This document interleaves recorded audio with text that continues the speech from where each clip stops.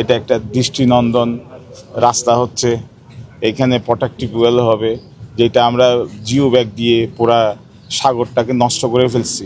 চিহ্নের মধ্যে থাকতেই পারে। এসি আইনের সংশোধনের পক্ষে, এসি আইনটা সংশোধন করুক। পরিবেশের ছাড়পত্র পেয়েছে, আমাকে যেটা পৌর প্রশাসক সাহেব দেখিয়েছেন, ঢাকা থেকে ছাড়পত্র পেয়েছে এবং পরিবেশ বান্ধব এই রুটটা হচ্ছে। তো আমার কাছে মনে হয় যে এটা পরিবেশ সড়ক নাম দেওয়া দরকার। আপনি যে বাসায় ফার্নিচার বানাচ্ছেন, এটাও তো পরিবেশের ক্ষতি হচ্ছে। পরিবেশের সাথে কম্প্রোমাইজ করেই তো মানব সভ্যতা।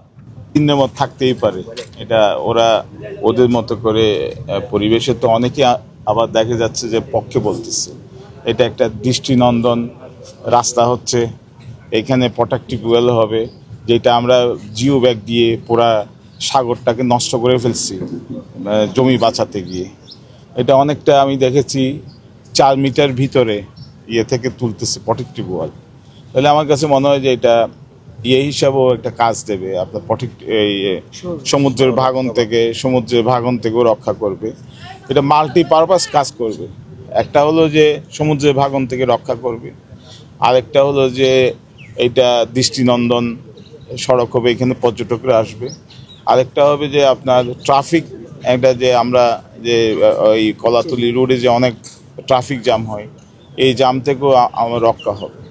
এবং আমি শিওর যে এটা হয়ে গেলে 1.8 কিলোমিটার এই রাস্তাটা হয়ে গেলে জায়গা অর্থায়নে তারা 80 কিলোমিটার সব মেরিন ড্রাইভে এইভাবে করতে বলবে। তাদের যে ডিজাইন আমরা দেখেছি এইভাবে করতে বলবে। তো এইটা সরকারের পৌরসভার একটা মহৎ উদ্যোগ।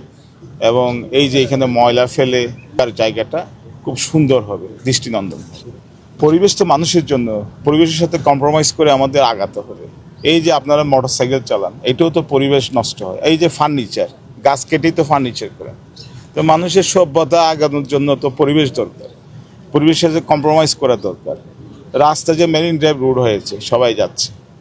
আর হলো যে এইটা একটা অর্থকরী রাস্তা হবে, এই পাশে অনেক 5 স্টার হোটেল হবে। অনেকেই বিপক্ষে, এটা থাকতেই পারে, একটা স্থাপনায় পক্ষে বিপক্ষে থাকতে পারে।